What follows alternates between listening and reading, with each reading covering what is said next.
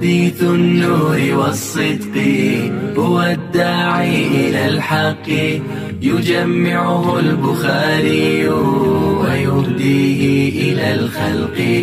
هنا يا أمة الإسلام تجمعنا لخير كلام سبائك للبخاري مخلدة على الأيام. العالمين والعاقبة للمتقين والصلاة والسلام على سيد الأنبياء والمرسلين سيدنا وحبيبنا وحبيب رب العالمين محمد وعلى آله وأصحابه ومن هدى بهديه إلى يوم الدين.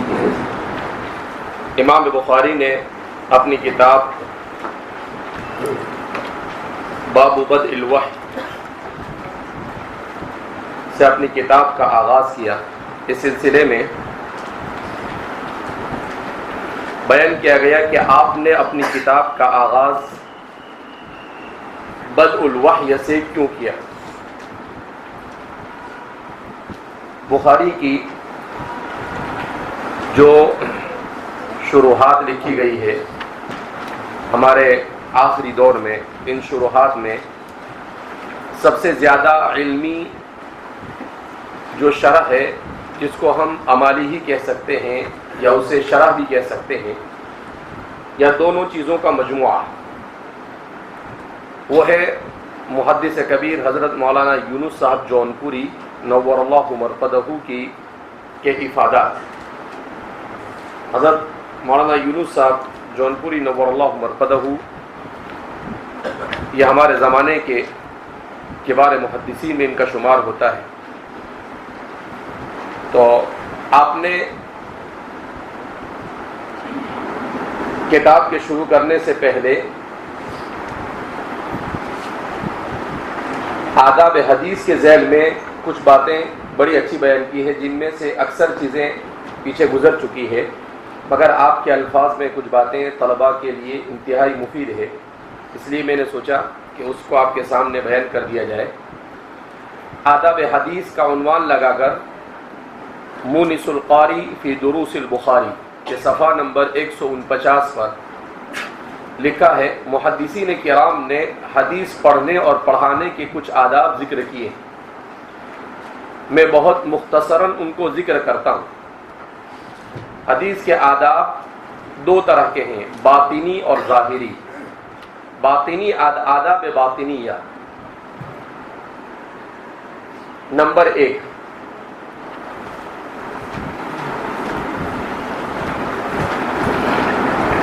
آداب باطنیہ میں سب سے اہم ادب تصحیح نیت. اللہ کے یہاں وہی عمل معتبر ہے جو اللہ کے لیے کیا جائے. قال النبی صلی اللہ علیہ وسلم الاعمال بالنیات. تو آپ نے بیان کیا کہ سب سے پہلے آداب باطنیہ میں تصحیح نیت کا طالب علم کو خیال رکھنا چاہیے، جس پر تفصیل سے گفتگو ہو چکی. دوسرا بیان کیا ہے، دوسرا ادب، دل سے اس فن کا احترام کریں. احترام کا اثر یہ ہوگا کہ کتاب، درسگاہ، آلات علم، اہل علم اور اپنے اساتذہ کا دل سے احترام کرے گا. جب دل میں احترام پیدا ہوتا ہے تو انسان کوئی ایسی حرکت نہیں کرتا جس سے یہ معلوم ہو کہ فلاں چیز کے بارے میں فلاں شخص لاپرواہ ہے. تو آپ نے بڑے اختصار کے ساتھ بات کو سمجھانے کی کوشش کی ہے کہ جب دل میں احترام پیدا ہوتا ہے تو انسان کوئی ایسی حرکت نہیں کرتا جس سے یہ معلوم ہو کہ فلاں چیز کے بارے میں فلاں شخص لاپرواہ ہے. اب یہ دل میں احترام پیدا ہوتا ہے تو انسان کوئی ایسی حرکت نہیں کرتا جس سے یہ معلوم ہو کہ فلاں چیز کے بارے میں فلاں شخص لاپرواہ ہے. یہ لاپرواہی ہے کہ آدمی اپنے دن میں 8 سبق ہو رہے ہیں، ان کو سب کو چھوڑ کر جا رہا ہے. کیوں؟ بولے گھر پر عید کرنے جا رہا ہے. بہرحال نمبر 3، اس علم سے محبت کرنا. اس کی علامت یہ ہے کہ جب کوئی دوسرا محبوب سامنے ہو تو اس کو قربان کریں. آپ کو اس سے محبت ہے، اس کا مطلب یہ ہے کہ گھر جانے کی قربانی دینا. آپ کو اس سے محبت ہے، اس کا مطلب یہ ہے کہ آپ کا دل سبق میں آنے کو نہیں کرتا ہے کہ بھئی بیمار ہو کر سو جائے کمرے میں، لیکن اس کے باوجود آپ کمرے میں حاضر ہو. کلاس میں آئے تو نیند آ رہی ہے، مگر آپ نیند کو بھگا کر سبق کو توجہ سے سن رہے ہیں، تو قربانی تو دینی پڑے گی. جتنی زیادہ قربانی ہوگی اللہ کی طرف سے اتنی زیادہ مقبولیت ہوگی۔ ابراہیم علیہ السلام کو سب سے زیادہ مقبولیت ملی آپ صلی اللہ علیہ وسلم کے بعد، کیوں ملی؟ اس لیے کہ ان کی قربانی زیادہ ہے، اور جو جتنی کم قربانی دے گا وہ اتنا زیادہ مقبولیت سے کیا رہے گا؟ محروم رہے گا۔ تو فرماتے ہیں کہ جب علم سے محبت، اس کی علامت یہ ہے کہ دوسرا محبوب سامنے ہو تو اس کو قربان کرے اور علم کو مقدم رکھے۔ جب انسان کو کسی سے محبت ہوتی ہے تو اسی کا خیال دل پر مستولی ہوتا ہے کہ اس کو اس کے علاوہ کچھ سمجھ میں نہ آئے۔ حضرت شیخ یونس رحمۃ اللہ علیہ کے بارے میں آتا ہے کہ 8 سال تک طالب علمی کے زمانے میں گھر گئے ہی نہیں، اور گھر سے جو خط آتے تھے وہ ایک مٹکے میں آپ جمع کرتے تھے۔ جب فارغ ہو گئے تو فارغ ہونے کے بعد آپ نے اس مٹکے کو جب پھوڑا تو دیکھا کسی کا انتقال ہو گیا ہے، کسی کی شادی ہو گئی ہے رشتہ دار میں، کسی کے یہاں پر بچے کی پیدائش ہوئی ہے، تو پھر اس کے بعد آپ کہتے ہیں فراغت کے بعد گھر گیا اور سب کو مل کر واپس آ کر وہاں پڑھانا شروع کر دیا آپ نے۔ تو اس طریقے سے علم حاصل ہوتا ہے، ایسے علم نہیں حاصل ہوتا ہے کہ آدمی دل میں جو آیا وہ کرنا شروع کر دے۔ نمبر 4، دل میں اللہ سے توفیق اور تسدید اور اعانت کا سوال کرنا۔ دل میں ہمیشہ اللہ رب العزت سے توفیق کا سوال کرے کہ اللہ تو توفیق نصیب فرما کہ توجہ کے ساتھ، بڑی محنت کے ساتھ میں سبق کو سنوں اور پڑھوں۔ تسدید یعنی صحیح راستے پر چلنے کی توفیق بھی اللہ سے مانگتے رہنا اور اللہ سے مدد طلب کرتے رہنا۔ کہا ان 3 چیزوں کی اللہ سے ہمیشہ دعا کرتا رہے، توفیق، تسدید اور اعانت کی۔ آداب ظاہریہ، یہ تھے آداب باطنی، حضرت نے 4 بیان کیے۔ آداب ظاہریہ، طہارت کا اہتمام۔ حضرت نے تو لکھا ہے آدمی غسل کر کر پھر حدیث کے سبق میں شریک۔ حضرت شیخ کے بارے میں آتا ہے کہ آپ روزانہ صبح میں غسل کرتے تھے، اس کے بعد درس دیتے تھے۔ اگر ممکن نہ ہو تو وضو کر لے، اگر یہ بھی ممکن نہ ہو تو تیمم کر لے۔ ابو اسماعیل انصاری الحروی نے قتادہ سے نقل کیا ہے کہ وہ فرماتے ہیں حضور صلی اللہ علیہ وسلم کی احادیث سے پہلے یہ مستحب سمجھا جاتا تھا کہ آدمی طہارت حاصل کرے، کہ طہارت کے ساتھ حدیث کے درس میں بیٹھے۔ جیسے قرآن کو پڑھتے وقت طہارت ضروری ہے، وہاں لا یمسہ الا المطہرون قرآن نے بیان کیا ہے۔ تو بہرحال حدیث میں بھی کم سے کم فرض نہیں تو واجب، مستحب ضرور ہے۔ نمبر 2، خوشبو لگا کر بیٹھے۔ امام مالک درس حدیث میں آتے تو خوشبو لگا کر آیا کرتے تھے۔ نمبر 3، اخلاق حمیدہ کا عادی بنے، یعنی نبی کریم صلی اللہ علیہ وسلم کے اخلاق کو اختیار کرے۔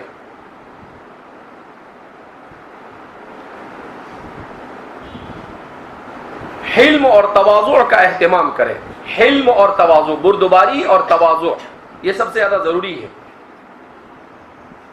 اور رفق کا خاص اہتمام کرے، نرمی کا، یعنی اپنے ساتھیوں کے ساتھ۔ ضرورت پڑنے پر حاضرین کو تنبیہ کرنا جائز ہے، آئندہ بخاری میں خود ہی یہ مسئلے کی وضاحت آئے گی۔ نمبر 4، کوشش کرنا۔ صحیح مسلم کی ایک حدیث ہے، احرص علی ما ينفعک واستعن باللہ ولا تعجز۔ یحییٰ ابن ابی کثیر فرماتے ہیں لا یستطاع العلم براحۃ الجسم۔ کیا فرماتے ہیں کہ ایک حدیث مسلم شریف کے حوالے سے آپ نے نقل کی ہے کہ مسلم شریف میں ایک حدیث ہے جس میں کہا احرص علی ما ينفعک، جو چیز آپ کو نفع پہنچائے اسی چیز کے حصول کے لیے آپ ہمیشہ حریص رہیں۔ واستعن باللہ ولا تعجز، اور اللہ سے مدد طلب کرتے رہیں۔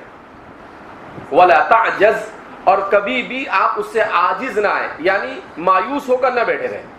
تو کہا محنت اور مشقت مسلسل کرتا رہے اور ساتھ ساتھ میں اللہ سے اپنے رابطے کو مضبوط کرے، یعنی دعا کا اہتمام کرتا رہے۔ یحییٰ ابن ابی کثیر کے حوالے سے فرماتے ہیں کہ انہوں نے کہا لا یستطاع العلم براحۃ الجسم، تن آسانی کے ساتھ علم حاصل نہیں کیا جا سکتا۔ آدمی یہ چاہے کہ وہ آرام کی زندگی گزارے، زوردار کھانے کھائے اور بہترین جگہوں پر بیٹھے اور آرام سے علم، کہا کہ ایسے علم نہیں حاصل ہوتا ہے۔ حدیث پاک میں نبی کریم صلی اللہ علیہ وسلم نے ارشاد فرمایا کہ میری امت کے آخری زمانے میں ایسے لوگ آئیں گے علی اریکۃ، جو بہترین صوفوں پر بیٹھے ہوئے ہوں گے، اور صوفوں پر بیٹھ کر ڈیزائن والے صوفے بنے ہوئے ہوں گے اور اس پر بیٹھ کر کہیں گے یکفینا کتاب اللہ۔ اس طریقے سے آدمی عیش کے ساتھ علم نہیں حاصل کر سکتا ہے۔ اس علم کے حصول کے لیے آپ آگے بڑی اچھی باتیں بیان کی ہیں، میں نے اس کو پڑھا تو مجھے ایسا محسوس ہوا کہ آپ حضرات کے سامنے ضرور آنی چاہیے باتیں، اسی لیے میں اس کو پڑھ کر سنا رہا ہوں۔ اگر میں چاہتا تھا اس کا مطالعہ کر کر ایسے ہی آپ کو سنا سکتا تھا، لیکن میں نے سوچا کہ حضرت کے الفاظ آپ کے سامنے نقل کر دیے جائے۔ آگے آپ نے لکھا ہے تحصیل علم سے محرومی کے دو اسباب، آپ کے علم میں محروم رہیں گے، آپ کو علم نہیں حاصل ہو سکتا ہے اگر دو چیزیں آپ کے اندر ہیں۔ امام شافعی نے مختصر کلمات میں علم کے مختصر آداب بیان فرما دیے، لا يطلب هذا العلم من طلبه بالتملل وغنى النفس فيفلح ولكن من طلبه بذلة النفس وضيق العيش وخدمة العلم افلح۔ جس شخص میں تحصیل علم کے وقت دو چیزیں ہوگی وہ کبھی کامیاب نہیں ہوگا، نمبر ایک ملال اور دوسرا استغنا۔ ملال یعنی اکتا جانا کہ کتنی دیر تک سبق ہوتا رہے گا،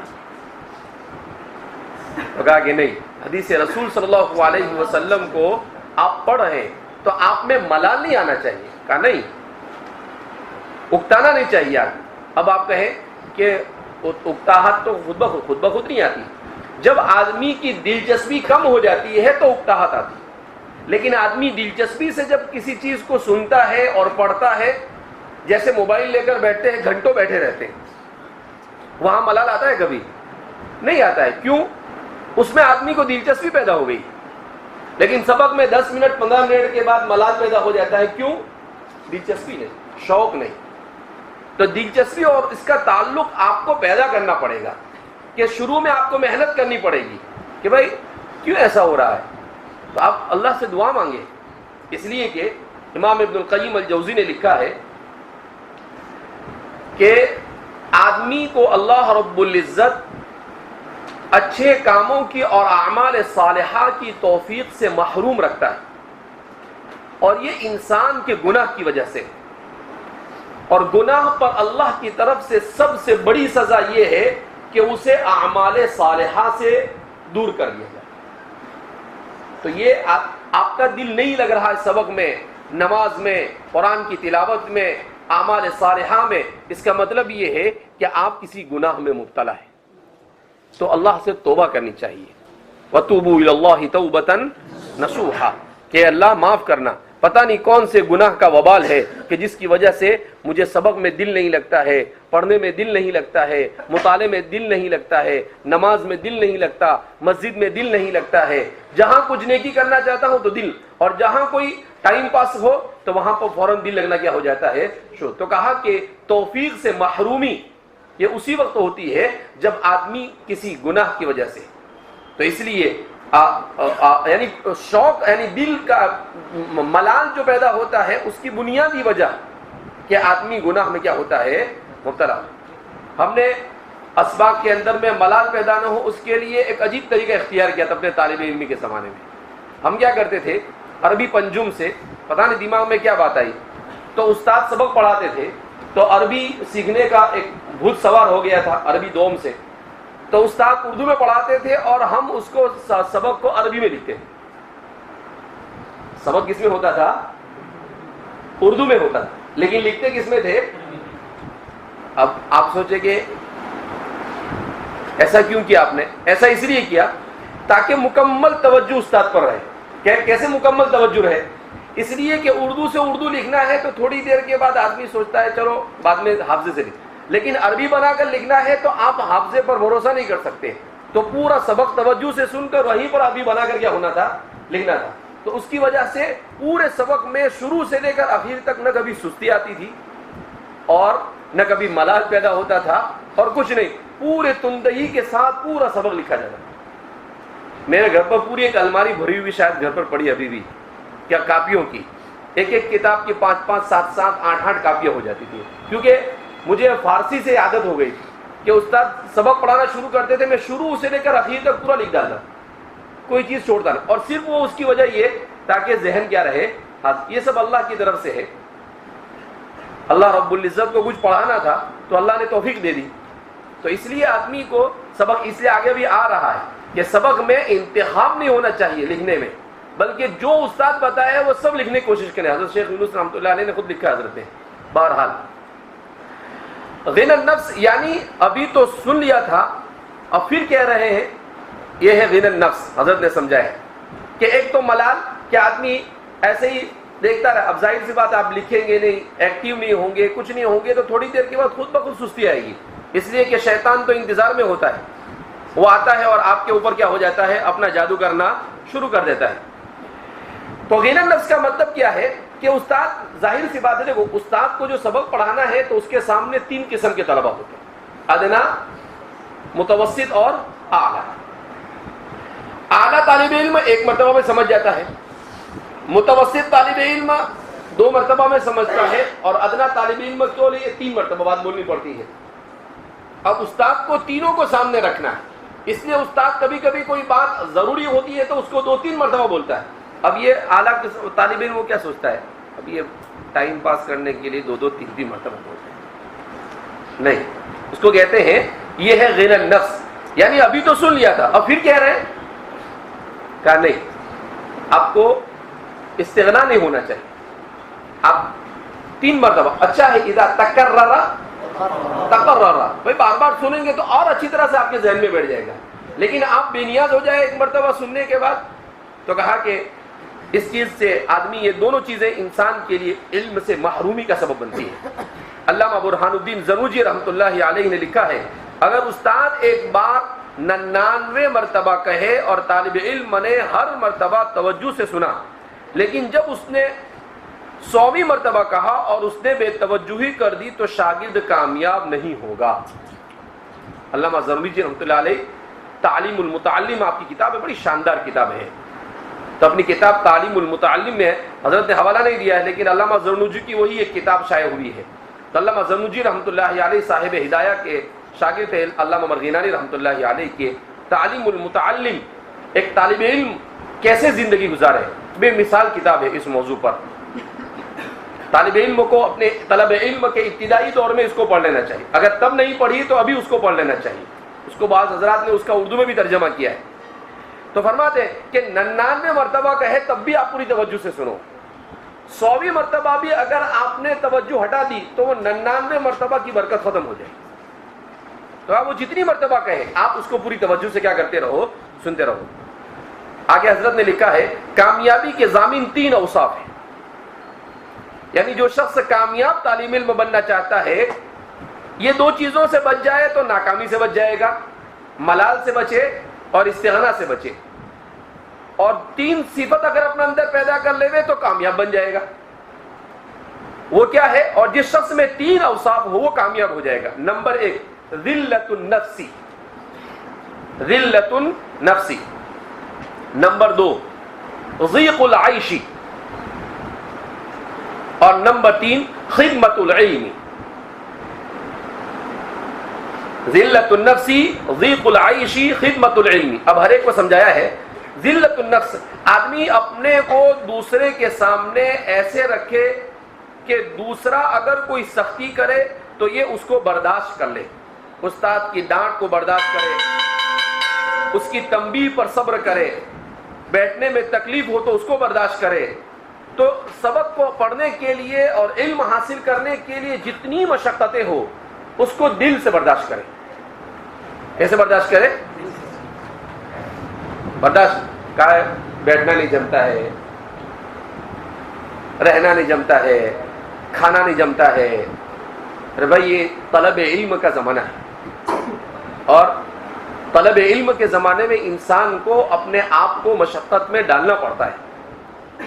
میں نے گزشتہ کل آپ سے کہا تھا کہ امام احمد ابن حنبل کے شاگرد، میرے ذہن میں نام نہیں آ رہا تھا، تو وہ ہے بقی ابن مخلد، جن کے بارے میں کہا نا وہ خرج من بیتہ ما نبت على وجهه شعر ورجع وقد ابيضت لحيته. تو وہ مجھے بعد میں نام یاد آیا، بقی ابن مخلد. بقی ابن مخلد بہت بڑے محدث گزرے. تو بقی ابن مخلد کے بارے میں آتا ہے کہ بقی ابن مخلد فرماتے ہیں کہ میں اندلس سے نکلا اور مجھے پہنچنا تھا عراق، بغداد، اس لیے کہ امام احمد ابن حنبل وہاں پر رہتے تھے. تو وہ بہت لمبا سفر تھا، ہزاروں کلومیٹر پر مشتمل تھا. تو کہتے ہیں کہ راستے میں بعض مرتبہ ایسا ہوتا تھا کہ کھانا کئی دن تک نہیں ملتا تھا، جس کی وجہ سے مجھے خون کا پیشاب ہو جاتا تھا. بقی ابن مخلد فرماتے ہیں کس کا پیشاب ہوتا تھا؟ کہا کئی مرتبہ ایسا ہوا کہ میں موت کے انتظار میں درخت کے نیچے بیٹھ جاتا تھا کہ اب جینے کی کوئی سبیل نظر آتی نہیں ہے، اب تو گئے دنیا سے. تو میں موت کا انتظار کرتا تھا. پھر اللہ کسی کو بھیج دیتا تھا، کوئی سواری والا آ جاتا تھا، کوئی پانی لے کر آ جاتا تھا، کوئی کھانا لے کر کہیں سے آ جاتا تھا، پھر میں آگے بڑھتا تھا. تو ایسے کئی مرتبہ میرے ساتھ سفر میں ایسا ہوا. اور پھر جب میں بغداد پہنچا تو بغداد پہنچنے پر پتہ چلا کہ امام احمد ابن حنبل کو نظر بند کر دیا گیا. اتنی مشقت سے بیچارے پہنچے وہاں، اور یہاں پہنچنے کے بعد پتہ چلا کہ ان کو نظر بند کر، اور ان کے پاس علم نہیں حاصل کر سکتے. ان پر بین لگا دیا گیا، اس لیے کہ معتزلہ کا زور ہو گیا تھا اور وہ خلق قرآن کا مسئلہ تھا. تو امام احمد ابن حنبل نے بڑے زوردار انداز میں اس کا مقابلہ کیا اس فتنے کا. تو آپ کو نظر بند کر کہ آپ اپنے گھر سے نکل نہیں سکتے اور کسی سے مل نہیں سکتے. تو اب معلوم کیا کہ فرماتے ہیں کہ میں نے کہا کہ بھائی کوئی سبیل تو ہوگی ملنے کی. تو کہا کہ ایک ہی آدمی سے مل سکتے ہیں. کہا کس سے؟ کہا فقیر سے مل سکتے ہیں، بھکاری سے. تو فرماتے ہیں کہ میں نے بھکاری کا روپ اختیار کیا، ہاتھ میں کٹورا لے لیا، پھٹے کپڑے پہن لیے، اور میں بھیک مانگتے مانگتے ان کے دروازے پر گیا. وہ جب باہر مجھے کچھ دینے کے لیے آئے تو میں نے ان سے کان میں کہا کہ ما جئت لطلب المال انما جئت لطلب العلم من اندلس، کہ حضرت میں علم حاصل کرنے کے لیے آپ کے پاس ہزاروں کلومیٹر دور اندلس سے آیا ہوں. مجھے پیسے ویسے نہیں چاہیے، تو میں فقیر نہیں ہوں، میں علم کا فقیر ہوں. تو کہا کہ میں روزانہ اس طریقے سے آپ کے پاس آؤں گا، اور آپ مجھے روزانہ 1 2 3 4 جو حدیث آپ کو علم حدیث کے چونکہ امام تھے وہ، آپ مجھے سنا دینا، میں اسی حدیث کو دن بھر کیا کرتا رہوں گا. تو فرماتے ہیں 13 سال تک اس طرح سے علم حاصل کیا ہوں، بھکاری بن کر. کہیں نہیں جاتے تھے، 1 2 گھر پہ جاتے تھے اور پھر ان کے پاس آتے اور ان سے 2 4 حدیثیں سنتے اور پھر کیا ہو جاتے تھے، چلے جاتے. بقی ابن مخلد بڑے زبردست آدمی تھے. تو یہ ذلت النفس، اپنے آپ کو کہاں گرا دیا انہوں نے. تو فرماتے ہیں آدمی اپنے کو دوسرے کے سامنے. تو دوسرا بیان کیا؟ ضیق العیش، یعنی وہ شخص جس کو تنگی معاش کا ابتلا ہو ایسا آدمی کامیاب ہوتا ہے. ابتلا ہو ایسا آدمی کامیاب ہوتا ہے. کبھی تو کھا لیا، کبھی نہیں ہے تو صبر کر لیا. امام بخاری ایک مرتبہ نہیں آئے، ان کے ساتھ حضرت امام کے ان کے ساتھی ان کے پاس گئے تو امام صاحب کے پاس پہننے کے لیے کپڑے نہیں تھے. ساتھیوں نے کپڑے خرید کر بنوا کر ان کے لیے لا کر دیے، یعنی اپنا سطر چھپانے کو کپڑا نہیں رہا ان کے پاس. ایسی صورتحال. تو یہ جو بھی بڑا بنتا ہے اس کو بڑے حالات سے گزرنا پڑتا ہے. تو فرماتے ہیں ضیق العیش، طالب علم جب تک کہ تنگی معاش میں مبتلا نہیں ہوتا ہے، کھانے پینے کے اندر ابتلا نہیں. یہ ہمارے یہاں پر جو قدر نہیں ہے اس وقت طلب علم کی، اس کی بنیادی وجہ یہی ہے کہ ساری چیزیں آرام سے کیا ہو جاتی ہے، اس میں بھی نخرے.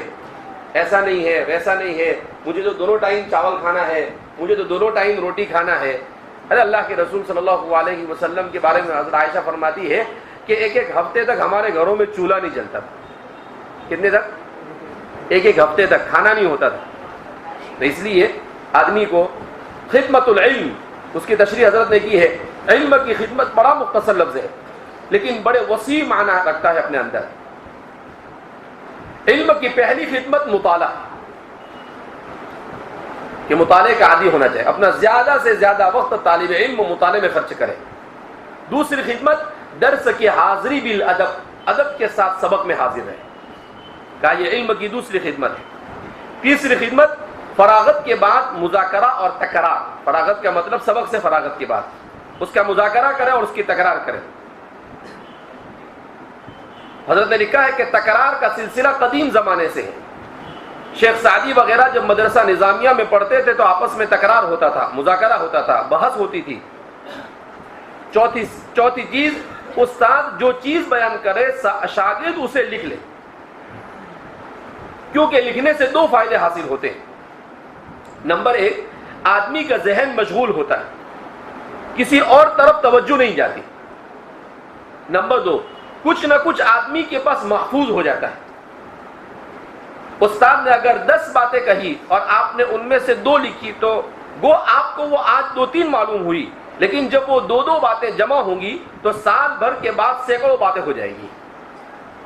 اس سے آدمی کا دل خوش ہوتا ہے کہ میرے پاس یہ لکھی ہوئی محفوظ ہے اور بوقت وہ ضرورت وہ باتیں یاد آتی ہیں اور کام میں آتی ہیں۔ تو اس لیے فرماتے ہیں کہ طالب علموں کو درس میں لکھنے کا عادی بنانا چاہیے اپنے آپ کو۔ ہم نے تو اس کے بڑے فوائد الحمدللہ محسوس کیے کہ سبق لکھنے سے آدمی کو کتنا، تو اس لیے ایک حضرت نے لکھا ہے اور آگے لکھا ہے، استاد کی باتوں پر انتخاب سبب ندامت ہے۔ علماء نے آداب میں یہ بھی لکھا ہے کہ آدمی جب استاد کے سامنے بیٹھے تو سب کچھ لکھے۔ حضرت یہ بات ابھی بیان کر رہے ہیں، لیکن الحمدللہ ہمارے طالب علمی کے زمانے میں اللہ نے پتہ نہیں کیا دل میں ڈال دیا، تو ہماری عادت یہ تھی کہ سب کچھ کیا کرتے تھے، لکھ ڈالتے تھے، انتخاب نہ کریں۔ امام ابو حاتم کہتے ہیں اذا کتبت فقمش واذا حدثت ففتش، اذا کتبت فقمش، جب واذا حدثت ففتش، جب استاد سے سنو تو ہر چیز کو لکھ لو، اور جب بیان کرو تو انتخاب کرو، یعنی تقریر کرنی ہے، سبق پڑھانا ہے تو انتخاب ہوتا ہے۔ تو آپ انتخاب کر رہے ہیں استاد کے سبق میں سے، اس کا مطلب انتخاب میں سے انتخاب کر رہے ہیں۔ وہ تو استاد انتخاب کر کر ہی لے کر آیا ہے، آپ کو انتخاب کرنے کی ضرورت نہیں ہے، آپ کو تو پورا لکھنا کیا ہے آپ کے لیے زیادہ مناسب ہوگا۔ جو قابل بیان چیز ہے اس کو بیان کرو، اور جو نہ ہو اسے چھوڑ دو۔ ابن معین فرماتے ہیں صاحب الانتخاب یندم، جو اپنے استاد کی باتوں پر انتخاب کرے گا وہ نادم ہوگا۔ یحییٰ ابن معین فرماتے ہیں۔ ابن سعد نے الطبقات الکبریٰ میں لکھا ہے کہ صالح ابن کیسان فرماتے ہیں کہ میں اور زہری طلب حدیث میں مشغول تھے، ہم نے آپس میں کہا کہ ہم سنن لکھیں گے، تو ہم نے مرفوع احادیث لکھ ڈالی۔ پھر زہری کہنے لگے کہ اب ہم صحابہ کی موقوفات بھی لکھیں گے، اس لیے کہ وہ بھی سنن ہے۔ تو صالح ابن کیسان فرماتے ہیں میں نے کہا وہ سنن میں داخل نہیں، اس لیے میں نہیں لکھوں گا۔ صالح فرماتے ہیں زہری نے موقوفات بھی لکھے اور میں نے نہیں لکھے، تو کامیاب ہو گئے اور میں ضائع ہو گیا۔ وہ کامیاب ہو گیا اور میں کیا ہو گیا، ضائع ہو گیا۔ صالح ابن کیسان فرماتے ہیں۔ تو کہا کہ انتخاب کی عادت نہیں ہونی چاہیے۔ چھٹا ادب بیان کرتے ہیں آدمی جو پڑھے اس پر عمل کرے۔ بہت قیمتی باتیں حضرت نے لکھی ہے۔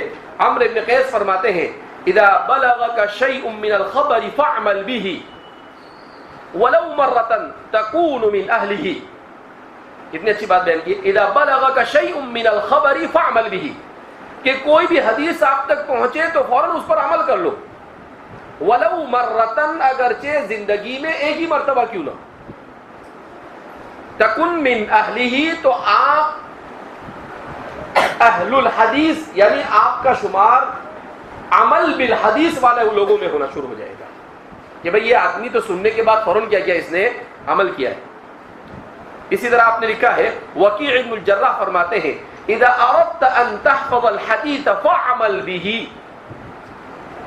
کہ اگر آپ احادیث کو یاد کرنا چاہتے ہیں تو اس پر عمل کرنا شروع کر دو، کہ جو حدیث جب سنی وہیں سے اس پر عمل آپ نے کیا تو خود بخود آپ کو کیا ہو جائے گی، یاد ہو جائے گی۔ بشر حافی عارف اور زاہد ہے، وہ فرماتے ہیں یا اصحاب الحدیث ادو زکات هذا الحدیث اعملوا من كل 200 حدیث ب5 احادیث۔ اے اصحاب حدیث یعنی اے حدیث سے دلچسپی لینے والوں، حدیث کی زکات ادا کرو۔ پوچھا گیا کہ حدیث کی زکات کیا ہے، کہا ہر 200 حدیثوں میں سے کم از کم 5 حدیث پر عمل کرو، تو آپ نے زکات ادا کی۔ سب پر عمل نہیں کر سکتے تو کم سے کم 200 حدیثوں میں سے 5 پر آپ نے عمل کیا، تو اس کا مطلب یہ ہے کہ یعنی 2.5% زکات ہوتی ہے نا، تو 100 پر 2.5، تو 200 پر کتنی ہو جائے گی، 5۔ تو وہ 2.5 اچھی نہیں لگی، اس لیے آپ نے 200 کو ملا کر 5 بیان کیا۔ تو فرماتے ہیں کہ جیسے مال والا زکات نکالتا ہے 2.5%، ایسے علم والا زکات نکالے عمل کے ذریعے سے۔ آداب ظاہریہ میں 7واں ادب آپ نے بیان کیا ہے، اپنے استاد کی تعظیم کرے۔ مغیرہ کہتے ہیں کنا نہاب ابراہیم کما یہاب الامیر، ہم ابراہیم سے ایسے ڈرتے تھے جیسے لوگ امیر سے ڈرتے ہیں۔ امیر اور بادشاہ جو ہوتا ہے اس سے جیسے لوگ ڈرتے ہیں، کہا ہمارے استاد ابراہیم سے ہم اسی طریقے سے کیا کرتے تھے، ڈرتے تھے۔ مغیرہ فرماتے ہیں، بڑے محدث گزرے ہیں۔ امام بخاری کہتے ہیں ما رأیت اوقر للمحدثین من یحیی بن معین، میں نے یحییٰ ابن معین سے بڑھ کر محدثین کا احترام کرنے والا کسی کو نہیں دیکھا۔ من وصل ما وصل الا بالادب، آدمی جتنے بھی لوگ بلند مقام تک پہنچے، ان کے بلند مقام تک پہنچنے میں سب سے زیادہ دخل کس چیز کو ہوتا ہے؟ ادب کو ہوتا ہے۔ امام بخاری کہتے ہیں ابو عبید القاسم ابن سلام کہتے ہیں ما دققت على محدث بابه قط، میں نے کبھی کسی محدث کے دروازے کو کھٹکھٹایا نہیں۔ کچھ کام ہے تو ایسے گیا اور کھٹکھٹایا کہ حضرت کام ہے، کہا نہیں، ان کے دروازے پر جا کر کھڑے ہو جائے، جب تک کہ وہ باہر نہیں آتے تھے وہاں تک کہ وہیں پر کھڑے رہتے تھے۔ حضرت عبداللہ ابن عباس رضی اللہ تعالیٰ عنہ کے متعلق لکھا ہے کہ وہ زید بن ثابت کے پاس آتے، دروازہ بند ہوتا، چوکھٹ پر چادر ڈال کر سو جاتے، گرد و غبار سے ان کا کپڑا بھر جاتا تھا، اس لیے کہ ریگستان ہے مدینہ۔ جب زید نکلتے تو کہتے یبن عم رسول اللہ، آپ یہاں ہیں، تو آپ دروازہ کھٹکھٹاتے تھے، ہم آپ کو حدیث بیان کر دیتے۔ کہتے زید بن ثابت بہت حضرات صحابہ میں بڑے ذی علم آدمی تھے۔ تو کل ہی میں ان کے بارے میں پڑھا تھا کہ جب زید بن ثابت کا انتقال ہوا تو عبداللہ بن مسعود فرمانے لگے کہ جو آدمی یہ دیکھنا چاہے کہ علم دنیا سے کیسے اٹھتا ہے تو وہ زید بن ثابت کے میت پر آ کر دیکھے، کہا علم ایسے اٹھتا ہے کہ اہل علم دنیا سے کیا ہو جاتے ہیں؟ رخصت ہو جاتے ہیں۔ اتنا زبردست ان کے استاد تھے وہ۔ عبداللہ بن عباس اللہ کے رسول صلی اللہ علیہ وسلم کے چچا زاد بھائی ہیں، تو وہ کہتے ہیں کہ حضرات صحابہ جو بڑے بڑے صحابہ تھے، ان کے چھوٹے تھے نا عمر میں، تو ان کے دروازوں پر جا کر بیٹھ جاتے تھے، جب تک کہ وہ باہر نہیں نکلتے تھے وہیں پر بیٹھے رہتے تھے۔ تو اللہ نے آج ان کو اتنا بڑا مقام عطا فرمایا کہ ترجمان القرآن سے کیا کیے جاتے ہیں؟ وہ یاد کیے جاتے ہیں۔ اسی طرح استاد کے سامنے بلند آواز سے نہیں بولنا چاہیے، اور بلا وجہ کوئی اعتراض اپنی فضیلت بگھارنے کے لیے نہیں کرنا چاہیے۔ آدمی ضرورت کے وقت پوچھے، سوال کرے، فضیلت بگھارنے کے لیے سوال کرنا تکبر ہے۔ استاد بھی تو انسان ہے، کیا ایسا نہیں ہو سکتا کہ اس سے بھول ہو جائے، اس کے ذہن میں جواب نہ ہو؟ فائدہ کیا ہے ایسے سوال کا؟ ضرورت کا سوال ہو، کوئی بات ایسی ہو جو پوچھنی چاہیے، یا تم کو کوئی الجھاؤ پیش آ گیا ہو تو سوال کرو، کوئی حرج نہیں، لیکن بوجھ بجک کر ڈال سوال کرنا یہ درست نہیں۔ حضرت نے لکھا جان بوجھ کر خواہ مخواہ زبردستی استاد کا امتحان لینا چاہتا ہے تو کہا کہ اس طریقے سے سوال کرنا درست نہیں ہے۔ یعنی کسی بھی استاد، جو بھی جتنی بھی آپ پڑھتے ہیں حدیث کی کتابیں، ہاں آپ کو ایسا لگے کہ ایک سبق کی کوئی بات ہے اور مجھے سمجھ میں نہیں آ رہی تو آپ سوال کر سکتے ہیں۔ جیسے ایک قصہ مشہور ہے کہ امام ابو حنیفہ کے ایک تلمیذ تھے، کچھ پوچھتے ہی نہیں تھے۔ حضرت امام نے فرمایا کیا بات ہے، آپ کوئی سوال ہی نہیں کرتے ہو؟ ایک دن ان کے سمجھ میں آیا کہ کچھ سوال کرنا چاہیے۔ حضرت امام صیام کے مسائل بیان کر رہے تھے، اس میں عبارت آئی اذا غربت الشمس دخل وقت الافطار، تو وہ سوال کرنے لگے وَإِن لَمْ تَغْرُبِ الشَّمْسُ، اور اگر سورج غروب نہ ہو تو امام صاحب نے فرمایا کہ بس بھائی آپ خاموشی رہو، یہی بہتر ہے آپ کے لیے، سوال بوال مت کیا کرو۔ ان کو ارے سورج کیوں غروب نہیں ہوگا؟ یہ بالکل عجائبات سوال تھا کہ سورج ہی غروب نہ ہو۔ بے شرمی سے اجتناب۔ نمبر 8، آدمی کو حیا کا اہتمام کرنا چاہیے اور بے حیائی سے بچنا چاہیے۔ بے شرمی کا کام نہ کرے، لیکن پوچھنے کی بات آئے تو اس میں شرم نہ کرے۔ ہاں واقعتاً کوئی چیز سمجھ میں نہیں آئی تو آدمی کو سوال کر لینا چاہیے، کوئی حرج نہیں۔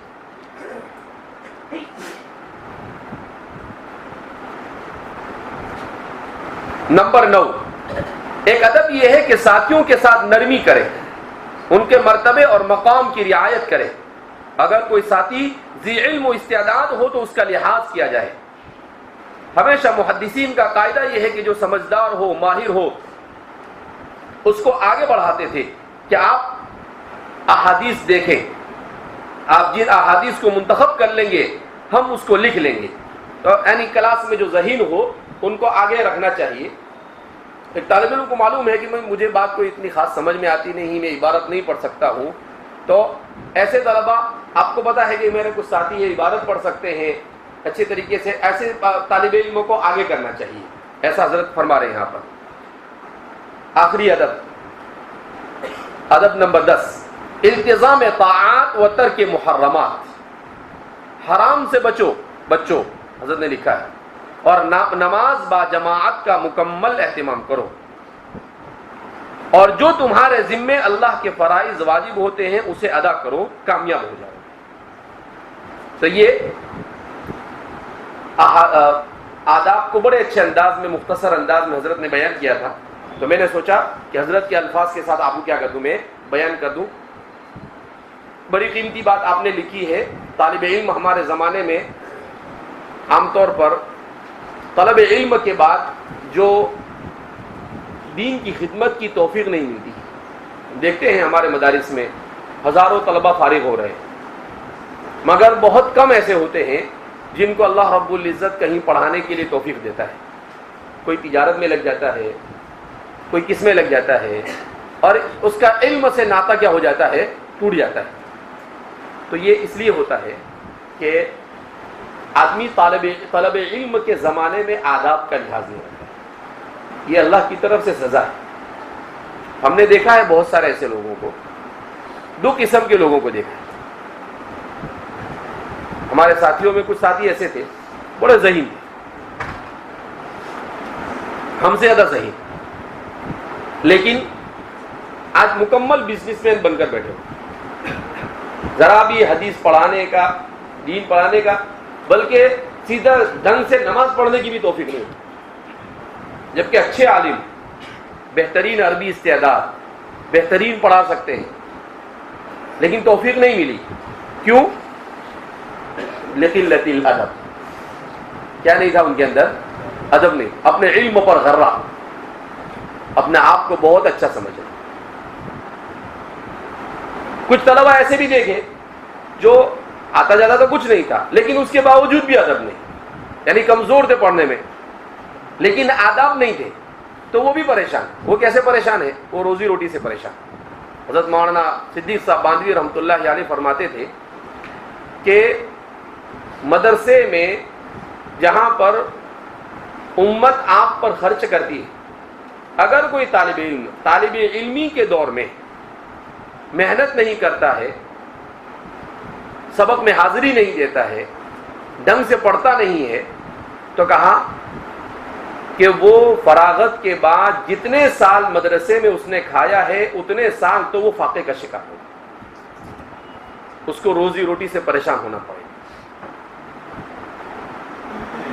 اور میرے سامنے ایسی بہت ساری مثالیں، ہمارے ساتھ کچھ تھے ایسے طلبہ جو بڑے شریف تھے، کچھ سنتے نہیں تھے، نہ استاد کی سنے، نہ آئے سبق میں آئے تو آئے، نہیں تو کمرے میں سو گئے، بیمار ہو گئے، کسی نے کچھ کہا تو آج ان کی صورتحال یہ ہے کہ کھانے پینے کو نہیں ان کے پاس۔ 20 سال ہماری فراغت کو 19 سال ہو رہے، 2002 میں فراغت ہے۔ تو ایسا نہیں، اللہ نے دنیا کو بنایا ہے دار الجزا۔ آدمی ایسا بے فکر ہو کر نہیں بیٹھ جائے کچھ ہوتا نہیں ہے، کیا کچھ بہت کچھ ہوتا ہے، لیکن وہ بول کر نہیں ہوتا ہے۔ جو کچھ ہوتا ہے وہ کیسے ہوتا ہے؟ بغیر بولے ہوتا ہے۔ تو اس لیے آداب کی رعایت ذہین کے لیے بھی ضروری ہے اور غبی کے لیے بھی ضروری ہے۔ آپ کے پاس علم کم ہے اور ادب زیادہ ہے تو آپ کامیاب ہو۔ اگر آپ کے پاس علم بہت ہے مگر ادب نہیں ہے، کبھی کامیاب ہو۔ لکھ کر دے سکتا ہوں، بے ادب محروم گشت از رحمت رب۔ ہمارے محدثین کو دماغ خراب تھا کیا ان کا؟ پوری آداب السامع کتابیں لکھ ڈالتے تھے، 300 300 500 500 صفحے کی۔ جہاں بھی محدثین حدیث کو پڑھاتے ہیں وہاں پر آداب طلب علم کو بیان کرتے ہیں۔ ان کا دماغ خراب تھا، دماغ خراب نہیں، وہ چاہتے تھے کہ ہمارے پاس جو طلبہ پڑھنے کے لیے آئے ہیں وہ آداب سے واقف ہو، تاکہ آداب سے واقفیت کے ساتھ وہ اچھی طریقے سے علم سے کیا ہو جاوے، مستفید ہو۔ تو اس لیے استاد اور محدثین نے ان چیزوں کا بڑا خیال کیا ہے کہ بڑے اہتمام کے ساتھ ادب کو کیا کرتے ہیں، بیان کرتے ہیں۔ بہرحال کتاب کل ہی شروع ہو گئی تھی، لیکن اتفاق سے میرے پاس اس کا ایک نسخہ تھا، اور وہ ہمارے ایک استاد حضرت مولانا صبی اختر صاحب آئے تھے ایک مرتبہ کشن گنج کے، وہ ابھی لاک ڈاؤن کے زمانے میں یا اس سے کچھ پہلے، تو اس کا ایک نسخہ تھا تو میرے پاس تھا، تو انہوں نے کہا کہ میں بخاری پڑھاتا ہوں اور میں ڈھونڈ رہا ہوں، تو وہی میرے پاس اسی وقت آیا تھا، اور تو میں نے دے دیا، میں نے کہا کہ حضرت آپ یہ لے جائیے۔ اور پھر اس کے بعد میں نے گھر پر تلاش کیا، مجھے ملا نہیں، تو کل میں نے کتب خانے میں کہا کہ بھائی مونس القاری کا نسخہ ہے یا نہیں، تو پھر وہ میں نے منگوایا، تو اس میں نے جب شروع میں نظر کی تو میں نے کہا کہ حضرت نے ادب بڑے اچھے بیان کیے ہیں آپ حضرات کے سامنے، اگرچہ تکرار جیسا ہے مگر فائدے سے خالی نہیں ہے، اختصار کے ساتھ بڑے اچھے انداز میں آپ نے بیان کیا ہے۔ بڑوں کی باتیں بہرحال کیسی ہوتی ہے، بڑی ہوتی ہے۔ اللہ آپ کو، اس کو کہتے ہیں علم ينتفع به، یہ چلے گئے تو لیکن ان کے علم کا فائدہ ہو رہا ہے۔ اردو زبان میں اگر سب سے بہترین، بلکہ میں تو یہ کہوں گا کہ 21ویں صدی میں بخاری کی اگر سب سے اچھی کوئی شرح ہے تو حضرت شیخ یونس، ہر اعتبار سے۔ ابھی ان کی شرح نہیں اچھی ہوگی تو کس کی اچھی ہوگی؟ انہوں نے 50 سال بخاری پڑھا ہے۔ کتنے سال بخاری پڑھایا؟ 50 سال۔ ہمارے والد صاحب کے استاد ہیں، ہمارے والد صاحب نے حضرت شیخ یونس صاحب کے پاس پڑھا، 50 سال بخاری پڑھا ہے حضرت نے۔ اور کیسے آدمی، نہ بیوی نہ بچے، سوائے کتاب کے کوئی ان کا دوسرا کوئی مصرف ہی نہیں تھا زندگی۔ ہمارے والد صاحب کبھی کبھی کہتے ہیں کہ حضرت شیخ بہن سبق پڑھاتے تھے تو کہتے تھے اور اس سلسلے میں محدثین کے 20 اقوال ہے، اور پھر قول اول اور پورے 20 قول بیان کر دیتے تھے۔ کہا کہ ہم لوگ تو، والد صاحب کہتے ہیں کہ ہم دیکھتے ہی رہ جاتے تھے کہ یہ انسان ہے کہ جنات ہے۔ کبھی کہتے تھے اور اس سلسلے میں محدثین کے 35 اقوال ہے، کبھی کہتے ہیں 40 اقوال ہے، اور سب لائن سے کیا کر دیتے تھے، وہ بیان کر دیتے تھے۔ تو حضرت بڑے علمی آدمی تھے، کیونکہ ان کو مطالعے کے علاوہ ان کا کوئی کام تھا ہی نہیں۔ ان کے پاس جب بھی جاؤ تو چاروں طرف ان کی کتابیں ہوتی تھی، اور کتابوں کے بیچ میں وہ سونا بھی وہیں اور کھانا بھی وہیں، سب کچھ وہیں ہوتا تھا۔ ایسے لوگوں کی چیزوں، ان کے یہاں پر ہی اگر ہمیں علم نہیں ملے گا تو کہاں ملے گا؟ تو حضرت نے بہت اچھے انداز میں، ہمارے حفیظات بہنوئی ہے مولانا حنیف صاحب لوہاروی، انہوں نے اس کو تحریر کروایا ہے۔ اس کی جلد اول مجھ تک پہنچی ہے، آگے کی جلدیں بھی شاید آ گئی ہے۔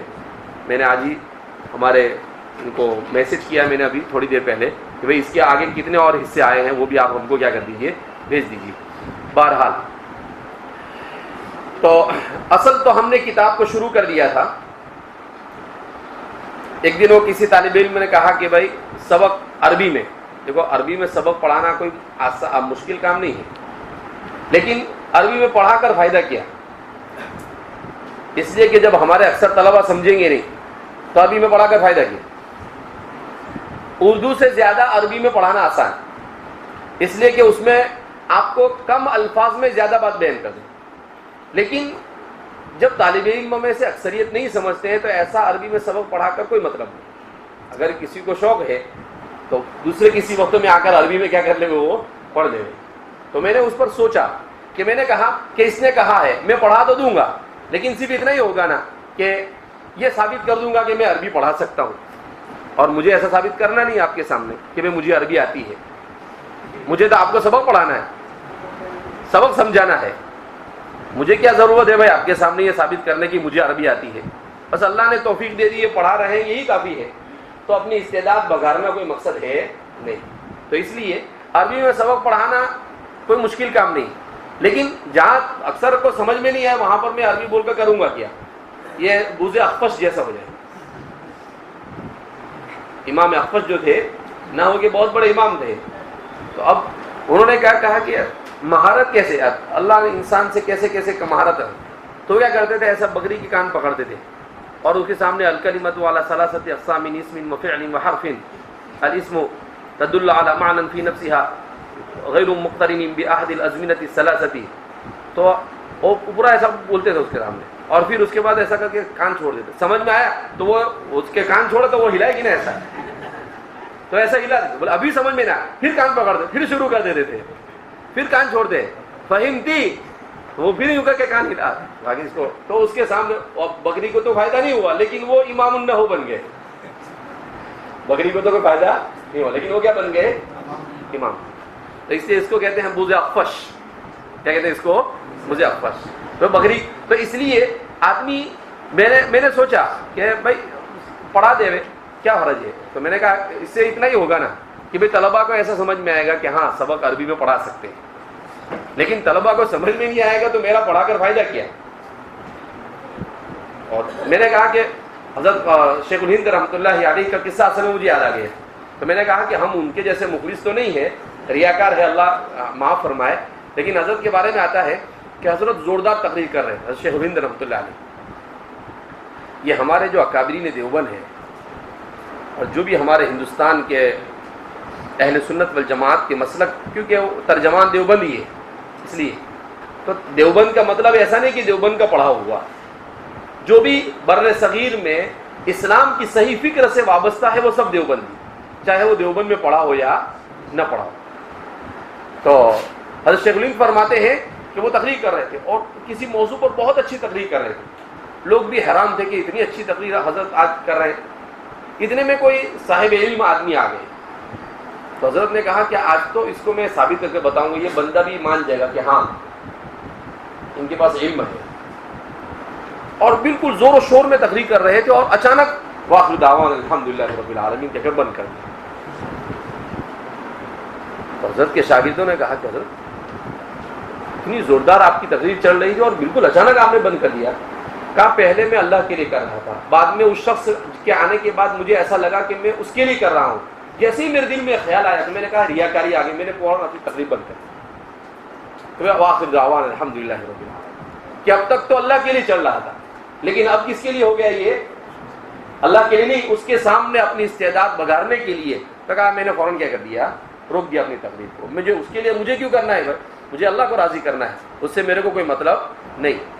تو اس لیے آدمی کو کوئی بھی چیز سوچ سمجھ کر کرنی چاہیے. عقل مند وہ ہوتا ہے جو کرنے سے پہلے سوچتا ہے, اور بیوقوف وہ ہوتا ہے جو کرنے کے بعد سوچتا ہے, جبکہ کرنے کے بعد سوچ کے کوئی فائدہ نہیں. اس لیے آدمی کوئی بھی چیز کرے تو پہلے سوچ لے کہ میں جو کر رہا ہوں اس کا کیا فائدہ ہے اور اس کا کیا نقصان ہے. آج جو ہے ہمارے زمانے میں صورتحال ایسی ہے کہ سیدھی سی بات کہ پہلے جیسے اساتذہ بھی نہیں رہے اور پہلے جیسے طلبا بھی نہیں. اساتذہ کے پہلے جیسے نہ رہنے میں بھی طلبا کا دخل. آپ کہیں کہ لوگ اپنے اوپر آئی اس لیے آپ ایسا بول رہے ہیں, نہیں ایسا نہیں. حدیث پاک میں نبی کریم صلی اللہ علیہ وسلم نے ارشاد فرمایا اعمالکم عمالکم, تمہارے اعمال تمہارے عمال ہیں. تو اس کی شرح کرتے ہوئے حضرات محدثین نے لکھا ہے کہ مجمع جیسا ہوتا ہے, رعایا جیسی ہوتی ہے, اللہ رب العزت ویسے ہی حاکم مسلط کرتا ہے اور ویسے ہی ان کے قائد متعین کرتا ہے. تو فرماتے ہیں کہ آپ صلی اللہ علیہ وسلم کے صحابہ تھے تو وہ بہت اچھے لوگ تھے. ان کو اللہ نے کون دیا, ابو بکر دی. اللہ نے کون دیا ان کو, حضرت عمر دی. اللہ نے کون دیا انہیں, حضرت عثمان دیے. اللہ نے کون دیا ان کو, حضرت علی دیے. پھر جب لوگوں کے اعمال کیا ہونے لگے, بگڑنے لگے, تو لوگوں کے اعمال کے بگڑنے کے ساتھ ساتھ حکام بھی بگڑنا کیا ہو گئے, شروع ہو گئے. پھر سلیمان بن عبد الملک بادشاہ بنا, مروان بادشاہ بنا. اب ظاہر سی بات ہے دوسروں سے تو بہت اچھے تھے وہ, لیکن صحابہ کے سامنے کیا حیثیت ہے, کوئی حیثیت نہیں. تو کہا کہ وہ لوگوں کے اعمال کے بعد میں لوگوں نے جب صحابہ کی قدر نہیں کی, عمل صالح میں دلچسپی نہیں بتلائی, تو اللہ نے ایسے لوگوں کو مسلط کر دیا. سلیمان بن عبد الملک کے بارے میں نفحۃ العرب میں لکھا ہے کہ اتنا بڑا کھاؤ تھا, کہ اتنا کھاتا تھا. کہا کہ ایک مرتبہ اس کے, آپ نے بھی پڑھا ہوگا, اب وہ بعض حضرات کہتے ہیں کہ یہ مبالغہ بھی ہے. تو کہا کہ ایک اپنے خادم کے, اپنے کسی وزیر کے یہاں گیا تو اس نے اس کے لیے بکرا بنایا, کعقۃ سمنی, کہا کہ بالکل ایسا بکرا تھا جو چربی سے بھرا ہوا تھا، جیسے گھی کا ڈبہ. اب کھانے کے لیے اس کا بچہ بھی ساتھ میں تھا، تو کہا پورا بکرا اکیلا کھا گیا، اور وہ اپنے بچے کو ایک بوٹی بھی ڈالا نہیں اس نے. اور پھر اس کے بعد انار لائے تو بولے انار بھی 70 کھا گیا. وہ سمجھ میں بھی نہیں آتا ہے کہ اتنا بھی تو آدمی کھاوے نہیں، کتنا کھاوے، کہ پیٹ ہے کہ جہنم تھوڑی ہے حل نیم مزید کرے.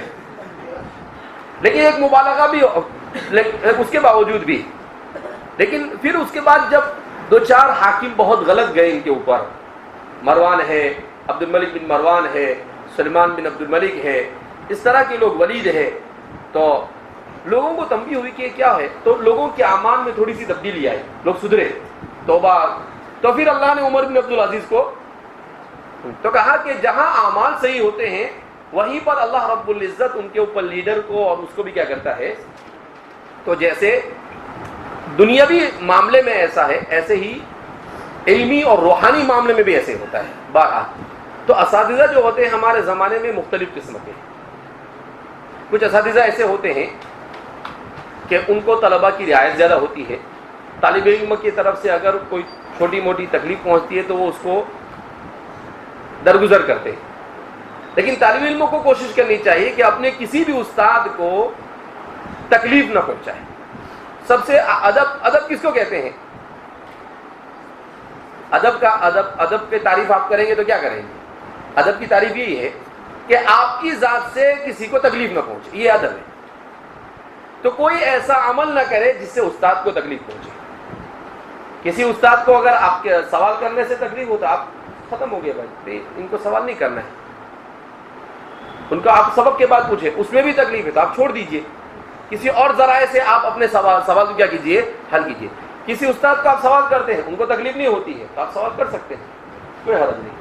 تو ادب یہی ہے کہ آدمی جس کے ساتھ جو معاملہ کرے، جس استاد، تو اس استاد کو پہلے پہچان لے کہ یہ میرے استاد ہے، ان کی عادت کیا ہے، کس چیز سے ان کو تکلیف ہوتی ہے اور کس چیز سے ان کو خوشی ہوتی ہے.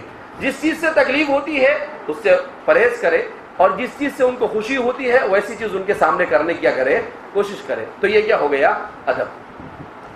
تفصیل بہت بیان کی جاتی ہے لیکن اس کا خلاصہ میں نے بیان کیا کہ استاد کو تکلیف نہ پہنچے ایسا عمل آدمی کو کرنا چاہیے. تو طالب علم کو، اور یہ آسان ہے، طالب علم اپنے استاد کو جتنا پہچانتا ہے اتنا کسی کو نہیں پہچانتا. ہمارے یہاں پر عام طور پر کیسا ہوتا ہے، مدارس کے اندر میں قلت ادب ہے، سبق پڑھاتے ہیں تو ایسی کوئی چیز آئے تو کیا کرتا ہے طالب علم، نہیں کرنا چاہیے. کیوں؟ اس سے استاد کو یہ تاثر جاتا ہے کہ یہ کیا کہنا چاہتا ہے، یہ طالب علم اس سے کیا کہنا چاہتا ہے. سبق میں کأنما علی رؤوسہم الطیر، آپ کے آزو بازو میں کون کیا کر رہا ہے اس کو بھی آپ کو پتہ نہیں ہونا چاہیے. آپ کی پوری توجہ ہماتن گوش ہونا چاہیے استاد کی طرف. آپ ہماتن گوش ہوں گے تو آپ کو نیند بھی نہیں آئے گی، آپ کو سستی بھی نہیں آئے گی، آپ دلچسپی بھی، ہر چیز باقی رہے گی. کب؟ جب آپ ہماتن گوش ہوں گے. ان اللہ لا یضیع اجر المحسنین. آدمی جب محنت کا دھیان لیتا ہے تو اللہ اس کے لیے ساری چیزیں کیا کرتا ہے، آسان. لیکن آدمی خود پہلے سے ہی اپنے آپ کو ایسا بنا لے کہ جو سنا وہ سنا، نہیں سنا تو کچھ نہیں. تو اس لیے ادب کا سب سے آسان طریقہ یہ ہے کہ ایسی کسی بھی حرکت سے اپنے آپ کو باز رکھے جس سے استاد کو تکلیف ہو سکتی ہے، جس سے استاد کیا ہو سکتی ہو. کتاب کے بارے میں بھی ہمارے طلباء بڑے لاپرواہ، اتنی بڑی بڑی کتابیں ہیں، کبھی یوں اٹھا لیں گے کبھی یوں اٹھا لیں گے. ارے بھائی کلام رسول صلی اللہ علیہ وسلم ہے تو اس کا ادب اور احترام ہونا چاہیے. کتاب کو کس ڈھنگ سے رکھنا چاہیے، کس طریقے سے. ابھی کتاب پڑھی ہے وہی کیا کہتے ہیں، پاؤں لمبا کے کیا کرتے ہیں، سو جاتے ہیں. نہیں بھئی سامنے کتاب رکھی ہو، ہم کیوں اس کی طرف اپنے پاؤں پھیلائیں گے. تو یہ چھوٹی چھوٹی چیزیں جو ہوتی ہے، کبھی کبھی چھوٹی چھوٹی چیزیں اور چھوٹے چھوٹے آداب کی وجہ سے اللہ انسان کو کہاں سے کہاں پہنچاتا ہے، اور کبھی چھوٹی چھوٹی حرکتوں کی وجہ سے انسان کہاں سے کہاں گر جاتا ہے. اس لیے ادب کا لحاظ رکھنا یہ کیا ہے، بہت ضروری.